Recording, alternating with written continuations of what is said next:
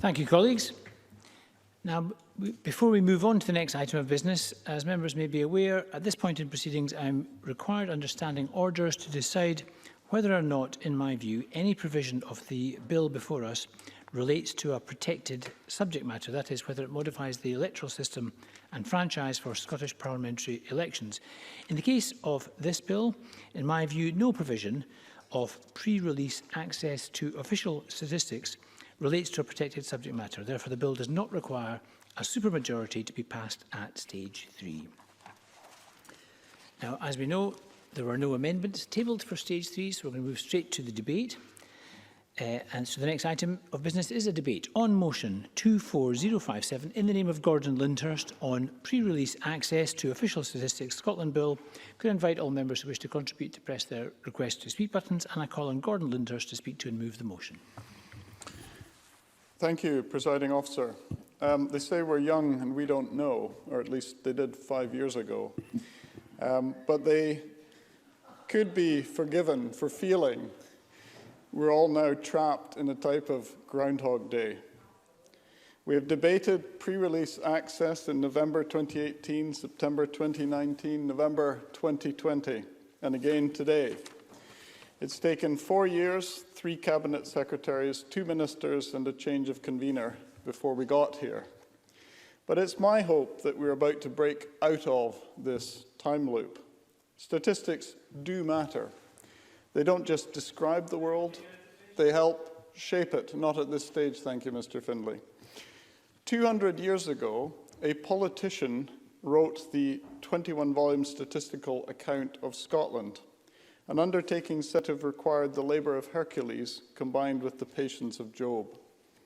The author, Sir John Sinclair, saw it as an inquiry, and I quote, "For the purposes of ascertaining the quantum of happiness," and his view of the relevance of it to the public was, and I quote again, "the means by which their temporal and eternal interests can best be promoted."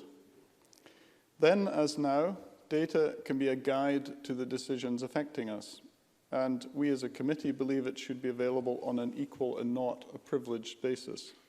That is the premise of the committee's bill. As the President of the Royal Statistical Society wrote to the First Minister last September, and I quote, "Quite simply, allowing a government privileged access to official statistics risks undermining public trust. It creates opportunities for figures to be spun to the media or buried beneath other announcements." So this bill would do 3 things.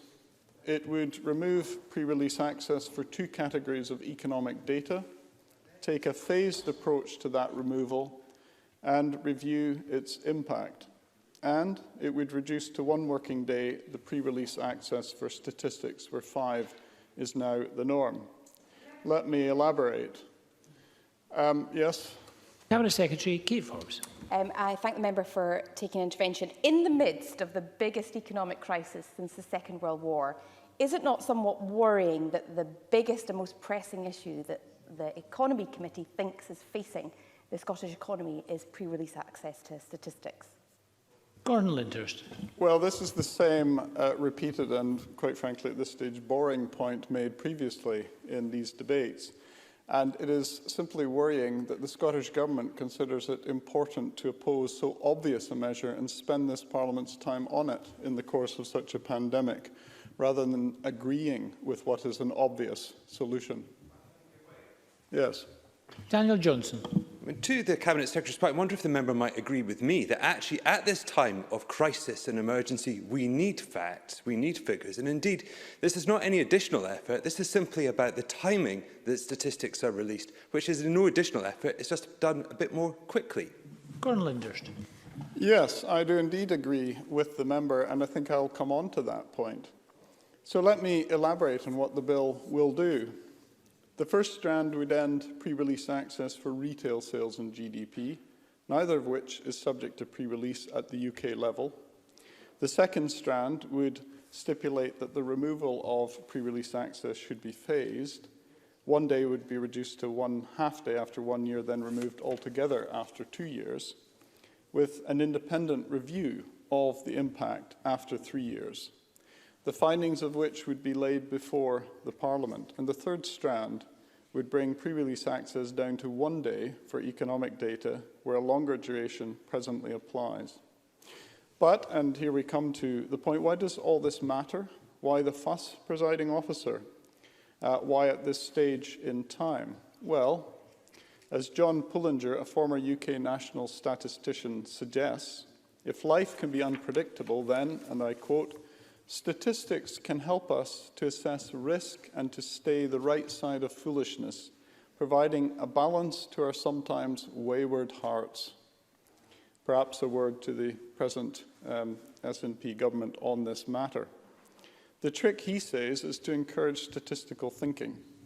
Apparently, 8 out of 10 cat owners, 8 out of 10 cat owners who expressed a preference said their cats preferred it. But statistical thinking helps us to ask which cats did they really prefer it, and prefer it to what? The risk. The risk of not engaging in statistical thinking is highlighted by Daniel Kahneman, who is a Nobel Prize-winning psychologist, and he contends, and I quote, it probably contributes to an explanation of why people litigate, why they start wars, and why they open small businesses.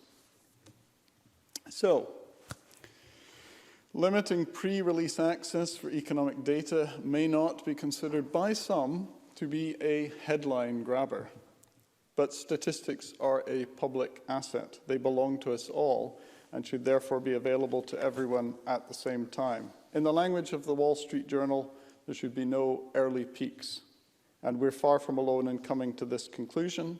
It's a view shared by a majority of the statistical community. That's the Office for National Statistics, the Royal Statistical Society, the UK Statistics Authority, the Bank of England, Professor Bean, author of the 2016 Independent Review of Economic Data, Dame Jill Matheson, former UK national statistician, John Pullinger, already mentioned, Professor Sir Ian Diamond, current UK national statistician, Institute for Public Policy Research, Fraser Valander Institute, Adam Smith Institute, the House of Commons Public Administration Committee, Michael Blastland, creator of Radio 4's More or Less, Will Moy, Chief Executive of Full Fact, Sir David Spiegelhalter, the statistician's statistician. And I'll not carry on with the list. I can see the presiding officer looking at me in terms of the time. So I won't make any further song or dance about it, presiding officer, but come decision time, I hope we may add this Parliament to that list. I move the motion in my name. Thank you very much. Mr Lyndhurst. Can I call on Minister Ivan McKee to open for the government? Thank you, Presiding Officer. And going by some of the debates we've had on the budget over the last wee while of event to do with, it would be, I think, clear to say that 8 out of 10 Tory MSPs don't understand statistics either. I would like to start today by reiterating 2 key principles that this government stands by. Firstly, data, statistics and evidence are at the heart of our policy decisions. Secondly, we need to understand, explain and be transparent about why decisions have been made. High quality and relevant official statistics, trusted professional statisticians and well-informed politicians who understand the data are vitally important in allowing us to follow these principles.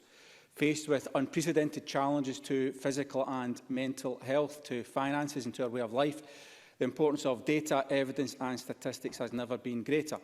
That's why I'm disappointed that this Parliament's focus and energy has been on a bill that aims to change a valuable, managed and well-functioning process rather than on building further trust of the value of our statistics.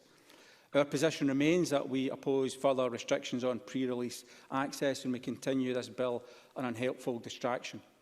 The quality of our economic statistics and our official statistics more generally is paramount, and I want to be clear that the Scottish Government fully complies with the Code of Practice for Statistics. Yes, indeed. Daniel Johnson. I thank the Minister for giving way, but would he not concede the point that this is not about the time taken to prepare statistics? This is purely about the release and who has access to them once they are prepared. And so I agree with him that it's important that time is taken. But why on earth should the government have privileged access? Surely there are various people's opinions who are equally valid to the government, and therefore that openness is required in order to build trust. Minister. It's correct in terms of it's not about the time taken to prepare the statistics, but it is, as I said, about the time taken to understand the statistics. Because the reality is that it's the government that uses the statistics to make decisions. Those decisions need to be correct, and it's government that has to answer to what lies behind those statistics, not just to the headline number. And it's of course easy to ask the questions when you've just seen the statistics, but to give a sensible, meaningful answer, you really need to understand what lies behind those numbers and why they are what they are, and frankly what you're then going to do about it.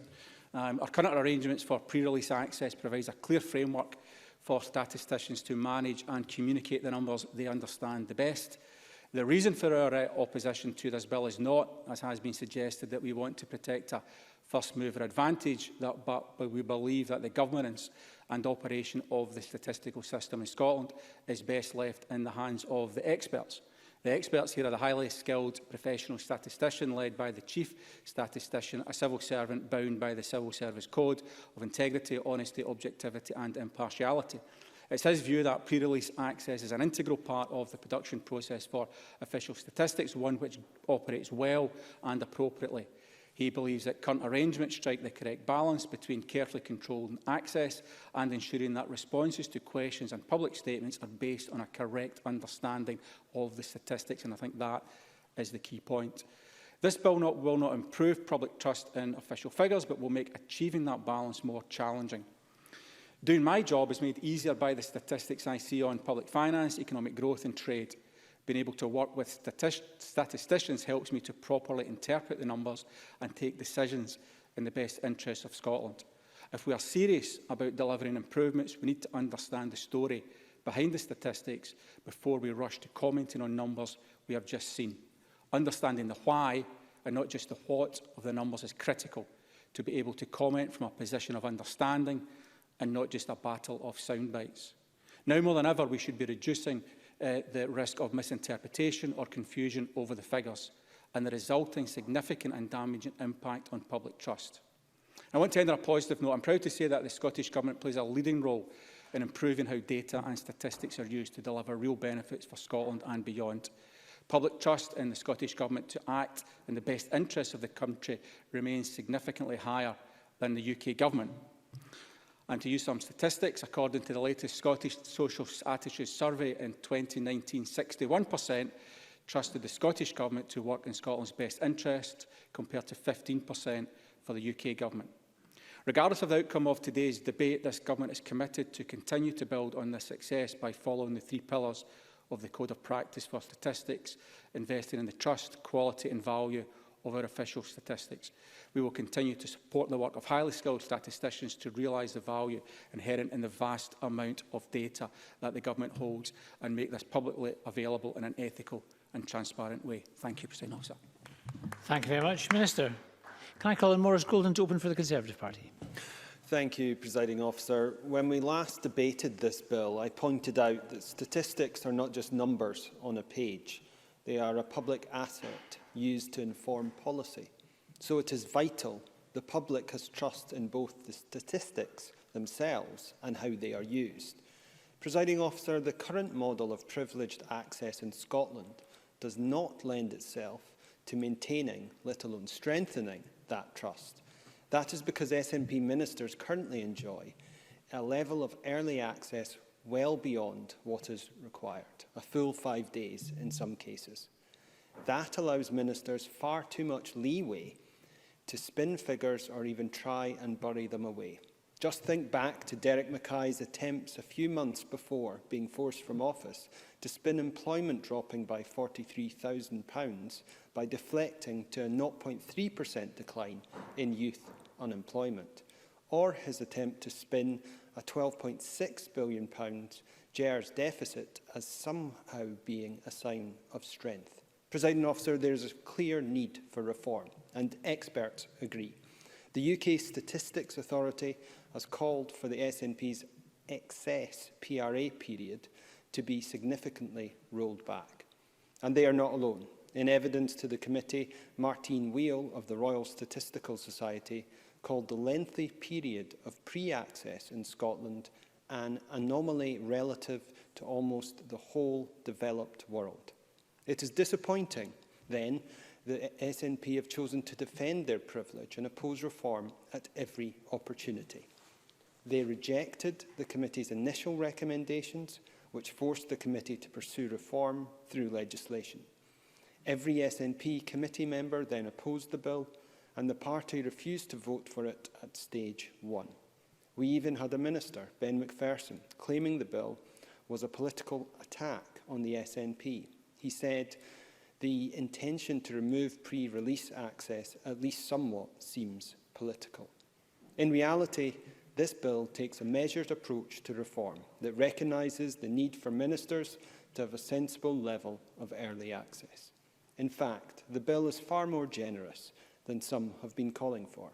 The UK Statistics Authority want PRA reduced from 5 days to just 3 hours, but the bill offers a full 24 hours for certain economic statistics. Presiding Officer, even where PRA would be removed in the cases of GDP and retail statistics, there is a phased approach, not a cliff-edge cut. PRA is initially reduced to 24 hours, then 4 hours after a year before being removed entirely. An independent review mechanism will examine the impact on GDP statistics. If access needs to be restored, it can be done without further legislation. And the bill does not seek to intrude beyond the committee's remit into education or health or any other portfolio area, nor does it question the integrity. Happy to. Minister Ivan McKee. I don't know how good the member is with numbers, but how long did he think it would take him to be able to understand a set of numbers and be able to pass a sensible comment on them? Maurice Golden. A lot quicker than the Minister.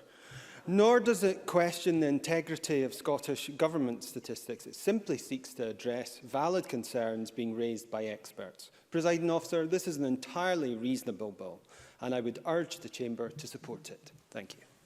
Thank you very much. And can I call on Daniel Johnson to open for Labour? Thank you very much, Presiding Officer. And before I talk to the substance of this debate, which is important, I'd like to commend the committee for bringing forward a committee bill. Is a mechanism that is underused in this Parliament. I believe I'm correct in saying that this Parliament has only passed 7 committee bills since it came into being in 1999, and all but 2 of those were about internal regulation, matters of standards and other such. So I think the committee is to be commended for bringing forward a bill of substance and that will make a difference. And indeed, I would call on committees of the next Parliament to look very seriously about using this power and capacity that they have. And certainly I'm making recommendations to my committee that our legacy paper makes some suggestions about future committee bills that could be done. But this is a bill that matters. This is an issue that matters. And because, as Gordon Lyndhurst set out at the beginning, statistics matter. We are living in a world of post-truth politics, where we are constantly seeing the undermining of information sources, the questioning of facts, and quite simply, we need to build that trust back, because truth matters, experts matter, and statistics matter. And what destroys that trust is the sense that things are only being partially presented, they are being spun, that they're being presented in a matter that protects particular interests and diminishes others. Quite simply, the concept of framing information is well understood. Something that I think everyone in here understands. And the more that we give the opportunity for things to be framed from a particular vantage point, the more we, I think, increase this sense of mistrust that people have in facts and in statistics. Now, that we've heard already this afternoon from the Scottish Government that they need time. They need time to understand things. Now, can I put it gently to the Minister? I'm sure he doesn't need more than 24 hours to understand a set of numbers. I know he's pretty good with numbers, and I know certainly I, given a statistical release, don't need more than a single sleep to digest them and present them. Because he's right, we do need to ensure that people understand what numbers are saying. But what I would politely say to him is that the government's perspective is not the only valid perspective, and it's not even the only important one. And I think it is important that we actually have equal access so that we have a balanced debate. Because as long as people feel that the debate is imbalanced, we run the risk of that undermining of trust. And that is what we need to combat. And I would also politely suggest that the government needs to learn this lesson, and it needs to learn it urgently. And this week, of all weeks, that the sooner it releases information, the better.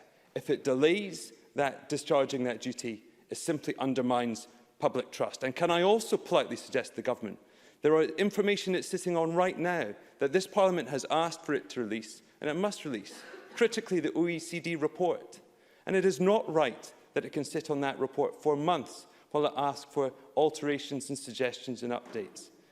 Quite simply, in the 21st century, time matters. There are no secrets in the 21st century.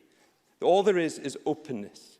And I think the more people delay or seek to delay, the more they build in mistrust. These time periods were put forward at a time of typing pools and paper memos. It took time to disseminate information, time that might well have taken days a century ago, but now take literally milliseconds for that information to be duplicated and disseminated. Quite simply, pre-release is not good practice. Best practice demands early release. Best practice is supported by the National Statistics Society, the ONS, the UK National Statistics Authority and others. And quite simply, I would put it this. The Bank of England's data sets are amongst the most sensitive that are produced across these islands. And if it does not enjoy pre-release, why should the Scottish Government have it? Thank you. Thank you very much, Mr Johnson. Can I now call Stuart Stevenson? Mr Stevenson. Thank you very much, Presiding Officer. And let me just start by picking up a few things that have already been said. Daniel Johnson has talked about data, but of course data only becomes information when it has been analysed. In other words, providing data is not an immediate provision of information. We've also had reference from the Minister in response to the Tory benches to the Code of Practice for the use of statistics. And it's worth saying something about that Code of Practice, because, of course, in effect, the government is bound by that. And this is part of associated with the proposals that are before Parliament today, because the Code of Practice for use of statistics is not applicable to the political parties who are in opposition.